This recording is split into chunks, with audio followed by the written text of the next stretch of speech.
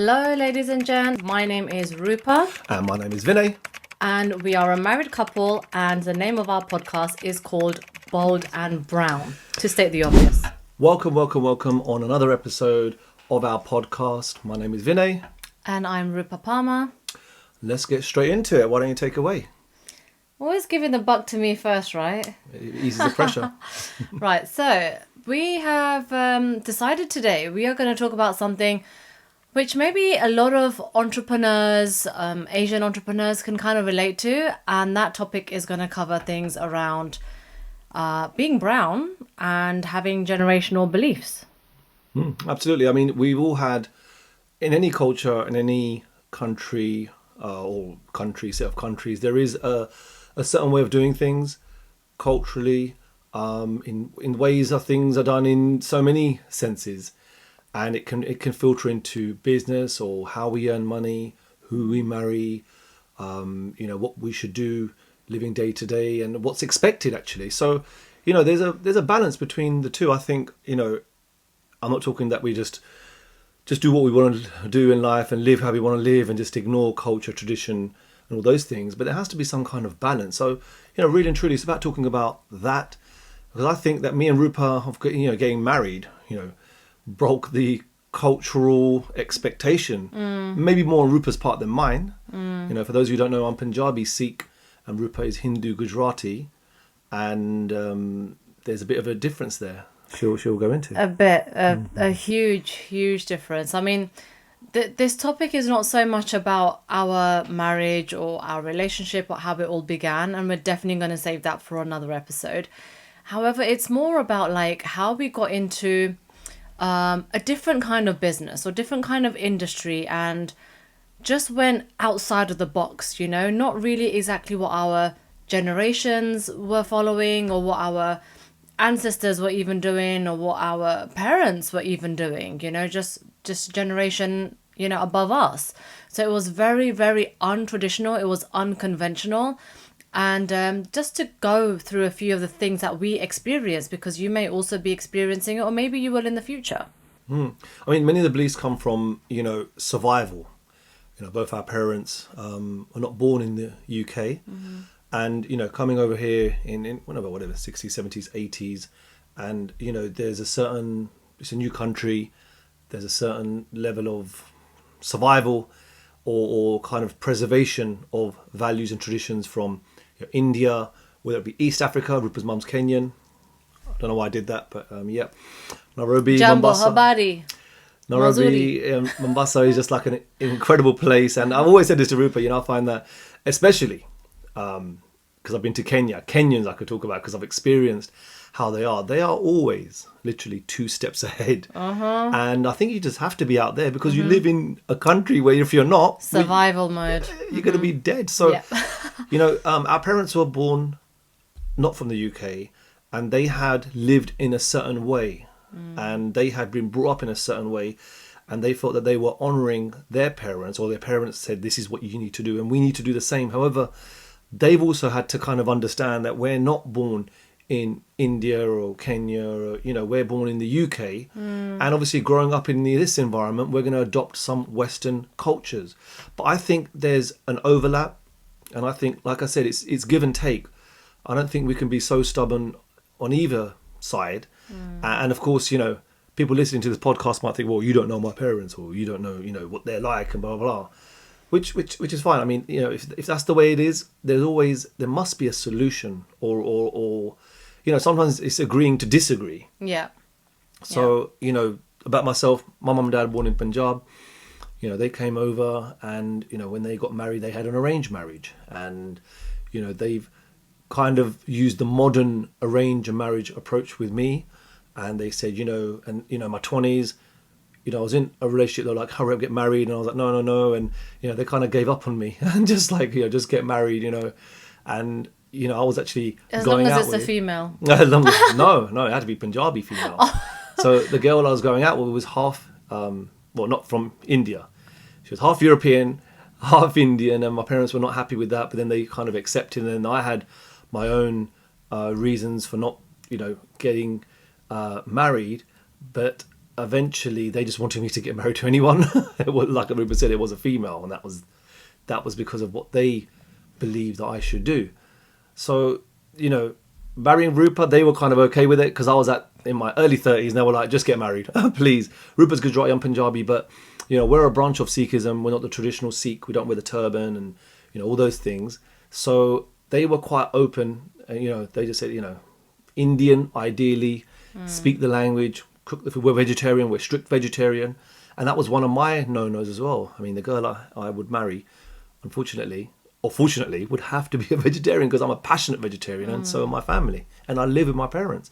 And I'd always live with my parents. And a lot of my cousins and friends, they think, well, why would you live with your parents? What's wrong with you? I'm thinking, what's wrong with you? That's my answer. I mean, how could you not want to live with your parents? I know it's in the Western culture, you're still living with your mum and dad. They see it as a downer. I'm like, my God, the advantages of living with family outweigh the disadvantages like tenfold, hundredfold. So there you go. My my traditional or my cultural thing is coming out. So it's a bit of a give and take. But living under their roof, I'm pretty much doing whatever I want to do as well. So that's about my little background there. How about yourself, Rupa?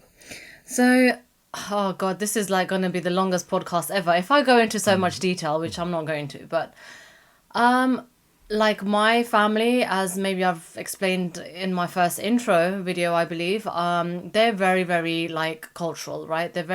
We've been born and bred within a certain community.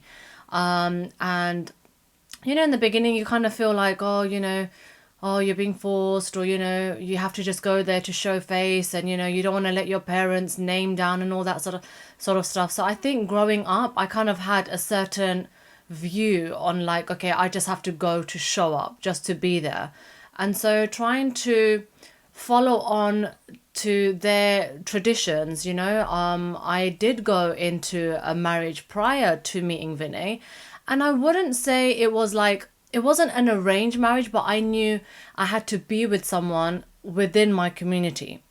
So having said that, like, I know generally the people who are in my temple or in my community, but this person in particular actually came from another country. He was actually born in Kenya. I was talking about Kenya. He was born in Kenya. So, he studied in Australia. He came to the UK. We got to know each other. And actually the thing that we had in common was sports. Like I was a tomboy growing up. I'm a very, very sporty person. Vinay still laughs at the fact She's that a cricket coach. Yes, I mean, I don't know why he finds that so, amusing. Cute. Okay. And a boxer and a footballer and many things. Yes, many things all around her, Where's her pink gloves? Do you know pink gloves are here somewhere. Doesn't matter what colour the gloves are, right? The gloves go on and that is it. It's business. That's all I can say. But, going back to the story, I did get married, and I was married for 3 years prior to meeting Vinay. And, something like, for me, it didn't click. And I would have to say, my eyes opened more so after stepping into this industry, which is not a traditional industry. It's not just go to school, get your grades, get your degree, find a job, and then work the rest of your life. That's what I thought my life was going to go, but I didn't want it to go that way. And so, hey, I very much was practicing law of attraction at the time, and, things played out in a certain way. And I've got to say, when I came into this industry, in the beginning, my family was like, okay, you know what? It's a hobby. You want to try something different. We know because I had my own event management company at the time. I was a wedding planner. So that's like in a way, traditional business, but not traditional business. It's a business as well as working in a corporate job. So they were like, yeah, go try this thing, see how it goes. I don't think they actually realized how serious I was going to take this online business, which online. How can you make money online? Like, oh God, that was a whole craziness. Well, network marketing goes against any culture or I believe, or any traditional business. And so it was a battle where you're kind of, because I did the same business. I was in a network marketing online business, and, parents were like, just become a lawyer. Like, that's what my dad said, just become a lawyer. I never had the opportunity you had, although my parents were in business. And, they were market traders for 10 years. Then my dad bought a few properties, and I wanted to follow that process because I saw what my dad had done and my mum. My dad said to me, go and become a lawyer. I never had the opportunity, but deep inside, I didn't want to work for anyone. I didn't want to do the Monday to Friday, 9 to 5. I just didn't want to, or 8 till you faint. So used to hear. I wanted to be my own boss, but I wanted to have a business which is, self-running, provides residual income, or eventually provides some sort of residual income, and just doing what I really enjoy doing. And podcasting is one of them. But, when we first started this, both our families were against it. Totally. They were against us getting married. Well, your family more than mine. Big time. And then they were against us doing this business. And, after, years of just being stubborn, we just kept at it. And then, when the success came, obviously they jumped on board. Exactly. And that's the thing about this. Like, you may want to go into something and you say, well, I don't have my family support. I don't have my sibling support. I don't have my friend support. The only support you need is from God. Like, that's the way I see it. If you have an opportunity to do something and you really feel deep in your heart that something is magnetizing you towards an industry or towards a career or towards a relationship, like, you got to have faith in it. And I remember for the first 4 years of me being in this industry, I made hardly any money. Like, hardly any money. And I was grinding. I was literally working like a dog. Like, after my... I wouldn't say 9 to 5. It was never 9 to 5 in hospitality. I was doing 12 to 15 hours a day shift, Monday to Friday. After that, you come home and it's like, right, there's a meeting, there's a training, there's an event, there's something going on. Then you're running your business after that. And then the weekends, I had my wedding planning business. It was crazy. And like, my family was like, you're committing so much. My parents were like, well, how much money are you making? Every time I'd come home, how much money did you make today? I'm sure you've all heard that, right? It's typical. Like, you walk in, they're like, oh, how much money did you make today? It's like, hang on. But if you have a traditional business, let's just say I open up a boutique or a restaurant, like, would I be expected to make money on day one? Like, no. They wouldn't expect you to make money then, but that's a traditional business. So... that there's going to be a certain amount of years even until you break even, but that's acceptable. So this was really a question of acceptance. They can't see what's online. They can't see what we're doing behind the computer. They can't see if there's no physical product for them. It's like, what are you really doing? Is it real? Is it a dream? Is it a scam? They want to see something tangible. And that was what was so difficult to explain. But as Vinay said, as the results come through and they see certain changes in you, in your personality, like, they start to accept something's going on. Right? And it's not just money. I mean, obviously money, you need that as a tick. That is not the only measure of wealth. It was about the person you're becoming. I remember, my mum would say, so-and-so is saying that, your son's doing illegal stuff online and he's doing a pyramid and all this and stuff. And the funny thing is, it's not the same mum, but similar aunties would bring their children and say, can he follow your son? Because it looks like he's doing very well, and not only very well, but look what he's learning. We're going to events. We're into personal self-development. We're going and meeting people, and we're not doing anything illegal. We're not, cheating anyone. We're not lying to people. We're showing people an opportunity of how to make money unconventionally. So, some people resonate with that, some people don't. And hey, that's okay. Yeah. And, your parents, your family will start to see the change. Obviously, when you start to do things with money, you can buy certain things, or you can do certain, payments with the mortgage, or you can buy, help out with buying. I remember buying my dad a car and, paying off mortgages and things like that, or helping, with a mortgage payment. And, when they saw this, they were like, okay, wow, carry on. Now they bring people and say, can you help them? So, in the beginning, maybe it was against what they believed culturally you can do. And afterwards, they kind of, it's like you're respecting each other. You got whatever the cultural belief is of your parents and you. I don't think we can be so strong-headed or so strict, both parties. Because I was thinking, if my parents, I live with my parents, and if my parents said to me, you have to stay at home and you can't go out and it's our rules, then I'd have to move out, I reckon, unfortunately. Yeah. So there's a certain limit to what you need, right? Like, I was living with my parents up until I got married, and then I went back to my parents.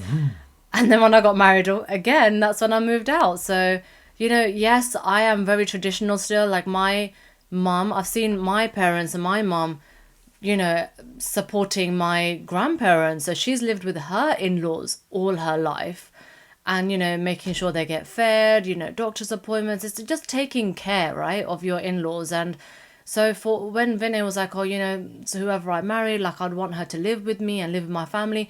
It wasn't something new for me. It was something that I really, truly believed in as well. So it's like we've still got the same cultural beliefs and what we feel is important to us. It may not be to other people. What's important to us, as long as it works, that's another very important point.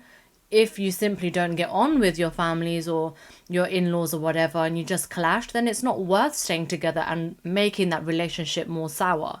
So, I got on really well with my in-laws, so I'm living with my in-laws still. But I remember feeling like, okay, although I'm doing things traditionally and sticking to my cultural roots, I'm going to be very untraditional about what I'm doing in business, in entrepreneurship, or when it comes to career. And that was very, very different. So I remember thinking the one of the most important things, and I think this is what really helped to make a shift of acceptance, right, for our parents. I remember my mum saying to me, listen, if you want to start, your own business, your clothes shop, your shoe shop, I will give you £100,000. She actually said that to me whilst I was going through my early years in entrepreneurship. Is that right? offer still on the table? It might be. She'll probably kick your ass if you ask her, though. And let me text her in a minute. Yeah. Text her. She doesn't look at her phone. Let me call her. She's very, very traditional. She just about is learning how to open her messages and no, not messages. Make calls. She made you a video call the other day. I know. I was absolutely shocked. But anyway, so she's like, oh, I can give you money. Like, what is this online thing you're doing? It doesn't make any sense. And I said to her, Mom, look, I just want to do something. You have to give me some time. And these conversations are so important. I was like, just give me some time, Mom. I need a couple of years to see results. It's not going to be overnight, but these are my goals. These are my dreams, and I'm doing stuff for you.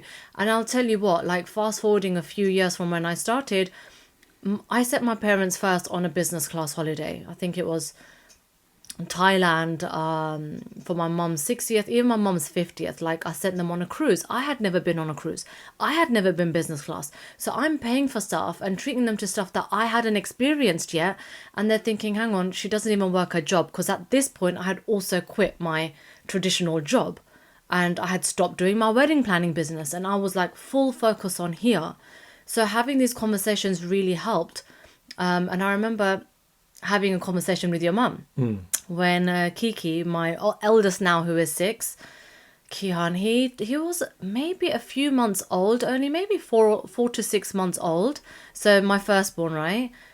And me being this, online businesswoman and doing things on the internet and Zooms and all that stuff, I remember she saying to me oh, Rupa, you're still doing, this kind of business, and a baby needs her mother, baby needs its mother in the evenings.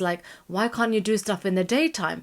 And I was like, Mum, the people that I do business with, they're working normal jobs in the daytime, because this is something people do on the side, right? It's not a full-time thing you would do straight away. It's like a side hustle in the beginning, part-time. So I said, Mum, people work in the day, they're regular 9-to-5 jobs. Then in the evening, they come home wanting to do something more, add more value in their life for whatever reason. And I said, this is when my time is needed. So she's like, baby needs its mom, and, you can't do this anymore, blah. And I remember just feeling kind of at wit's end, I was like, oh my God, what do I do? I've committed so far this many years into it. I'm in my prime at the moment, really growing in this industry. And now I'm feeling the guilt of I can't be there for my baby. So it was a simple conversation I had with my mother-in-law, and she will probably remember this. And I said to her, look, Mum, I've got 2 options. I said, number 1, I can just work a regular 9-to-5 job, although it may not, I don't even know if 9-to-5 jobs exist anymore. Yeah. There's 0-hour contracts. Yeah, working from home, and you work whatever hours are required in order to keep your job safe, right? There's just so much competition. So I said, look, either I can do my 9 to 5 job, Monday to Friday, I'm available on the weekend, and you know what? I'll be doing that for the next 40 years of my life, potentially. I said, that's the first option. I said, or the second option is you support me and help me if I need help with a baby or help with some looking after the child or something, maybe 2 or 3 times a week in the evening. I wasn't gonna take the mick. I wasn't gonna be like, oh, 7 days a week I can't be with my baby. Like, no. I'm also going to be committed to being a new mother, but at the same time, like, I have to also be committed to what I've started in my journey in entrepreneurship. So I said, look, 3-4 times a week, maybe I will need your support, but mum, if I do this for the next 5 to 6 years, even if it takes me 10 years, that I have to do something that's not traditional. But I was like, Mum, we can spend the rest of our lives living how we want to live, doing things in our time, having all the time in the world with each other, with the family, traveling, whatever we want as a choice. And when I put it to her that way, I think she was very much so open, and she understood like the reasons why we're doing this. And the reason why parents give us a hard time sometimes because they don't understand the reason.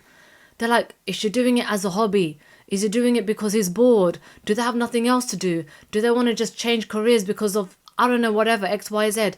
If they really can identify with the reason that you are doing this, I think that they will give you that slack. They will give you that time to make it work. And they have, very much.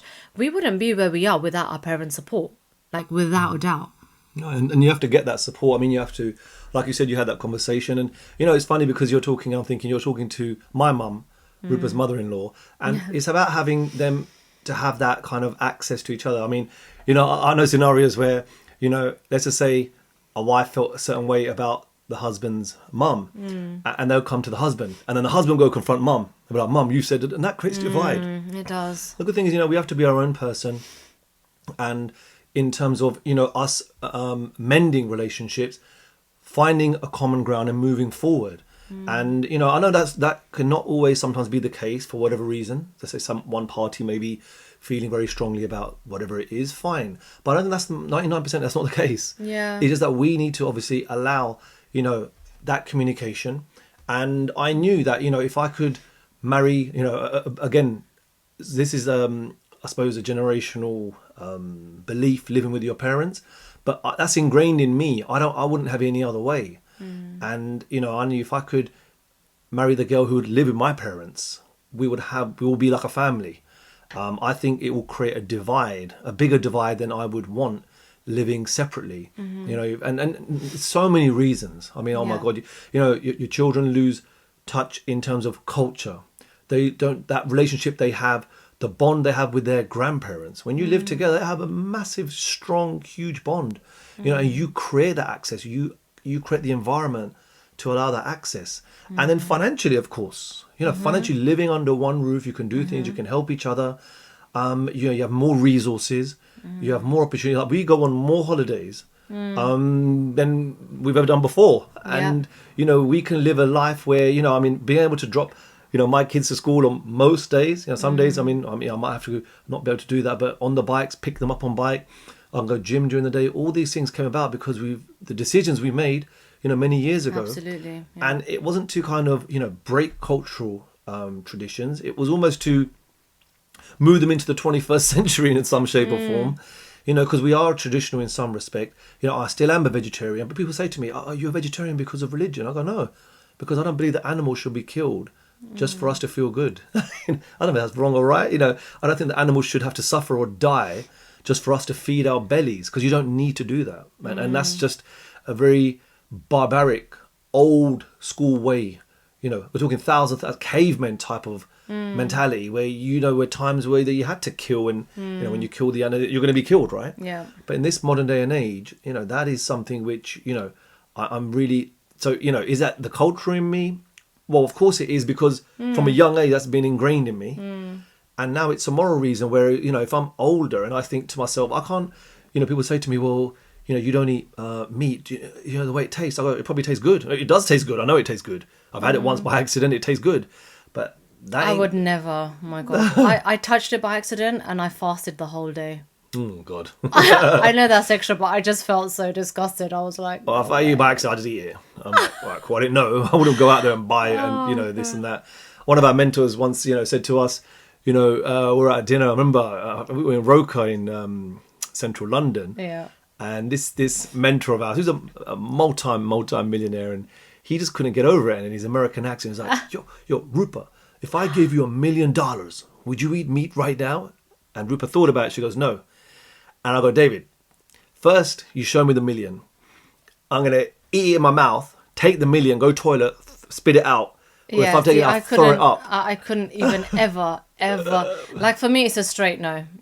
Yeah. Whatever money in the world you give me, I would not even put that thing anywhere near my mouth. See, I wouldn't eat it either, but I'll have it and then just think I'll throw it up. See, that's a very smart business-minded people. Yeah, smart business. That's moving. a businessman coming out. I was like, listen, I'm going to make my millions with or without this chicken in my mouth. So no, thank you.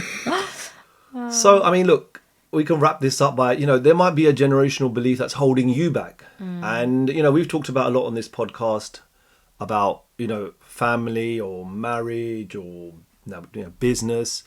Health is a whole new topic as well. My mum and dad still think that eating roti, chapati and a curry is the way forward. And that's been generational. When I say, well, if you look at diabetes, it's the highest among Asians. And when we got married, it was about the time that you started doing like personal training and stuff, and you were more conscious of what you were eating. And I remember your gran, Gigi, was like, she used to say it to put in Punjabi as well to your mum. Because Vinay's married now, he stopped eating roti because of his wife. And I was like, what? Nothing to do with that. That is how strong their beliefs are, right? It's like, if you're not eating chapati, then there's something seriously wrong with you. Yeah, actually, another thing I remember, just looking at my gran Gigi's photo now, and she said once that, I think when the kids were born, you took them home for, I don't know, a week or so. Oh yeah. I remember even a weekend, I don't know what it was. And my gran was like, I would never do that if it was my baby or something like that. I was like, you can't be like that. I mean, that's like, I don't understand. It's 50-50. Yeah. We live together in this house with you. Yeah. And, so that's the kind of stance, so traditionally she would be like, no, that's against tradition. Yeah. Stay here, they come and visit. And I was like, no, I think I will break that family tradition, thank you very much. Because I think that's coming into the 21st century, modernizing it. But think about yourselves. It could be health, relationships, business, a generational kind of thinking, which you may want to address. Funny thing is, some things we address, like you address. Some things is my non-negotiable as well, and I'm going to do it this way. I'm going to go out and do whatever I want to do in life, and they may not sometimes agree with it, but one thing's for sure, they know I'm traditional at heart. They know I'm going to come home. They know I'm not going to go and eat meat and start doing crazy things out there. And you're crazy. I'm crazy anyway. You're crazy but the thing is, they accept that, and I accept that they accept, because if they didn't have that leeway, and sometimes you have to create that leeway, because you might be thinking, oh well, I haven't got that leeway, so you know what? It's only one way for me. Well then, really and truly, I think personal development's needed here, because if you come from a position of gratitude, exactly. If you come from a position of, let me try and understand. Yeah. I don't want to impose something. Let me try and understand it. Yeah. And then we come to some common ground before we start taking a stance on something. Exactly. And I'm going to be honest, the problem with our generation is that we all feel like we're owed, it has to be our way or the highway. And it's like, when was the last time you said to yourself, do you know what, let me do this for my in-laws, or let me do that for my other side of the family. Let me actually make an effort, because, end of the day, I've married someone who's come from that family. And I know a lot of people that don't treat their in-laws like how they would treat their own parents. And I'll be honest, I feel like I treat my in-laws better than I treat my own parents. And in a way, you have to, because... I know I do. I treat my in-laws better than my parents. You do, exactly. Because I'm scared of them. Well, yeah. Not so much my dad. My mum definitely. Like, everyone's scared of my mum, so I don't blame you. I've learned to live with it in my time. But if you think, there's some sort of disconnect, and I can't deal with being this cultural or sticking with certain traditions, I think you've got to ask yourself the question, like, what am I not doing right, Like, what can I do more to give, like, them value or make them feel more wanted or make them feel more loved? It's a give and take, and there's compromise, not only in a relationship, but in a household, there is compromise in everything. So, like, the way I see it, like, I'm getting so much support and help, we both are, when it comes to our kids. Like, I would do anything, like, I'm the one my in-laws would go to if they want to book a flight somewhere. I'm the one they'd go to if they want to make an appointment to do something. Yeah, I'm don't come to me. Oh no, like, it's always, End up arguing my dad about God knows what. But I'm happy to do that. Yeah. Like, that's my service, you know what? People don't feel that way about their in-law. They feel that way about their parents as well. Because sometimes they're like, well, they done this. And, this is a whole new podcast. Actually, we were going to do this different topic about, forgiveness. Because a lot of people feel, for whatever reason, that their parents have done things in a certain way. But what we're not understanding is they did things as they thought was right. Best, yeah. And if someone is required to change, it has to be the younger. Yeah. It can't be because the older you are, the harder it is to change. Absolutely. So I think, I remember going through this personal development exercise. I was like, whatever your parents have done, they've done it whatever they thought was best. And if you can forgive and move on and not hold on to that, because if you hold on to that, then it's going to cause conflict. And, the question you have to ask yourself is, am I going to hold on to it, or do I want to just move on, or do I want to stay in that, as harsh as it sounds, that victim mentality? Well, I'm the victim, this happened to me, this happened to me. Well, what about how great that made you feel? I mean, one of my favourite shows to watch on Netflix is I Am Not Your Guru by Tony Robbins. I must have seen that at least 20, 30 times.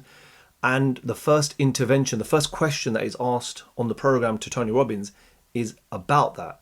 And then he goes into the relationship and stuff. And I was thinking, wow, that's just me. So I think we need to let go of certain things. And also, the generational, whatever's going on in terms of how they think, if we come from, like Rupa said, compromise, willing to listen, negotiation, I think it really is.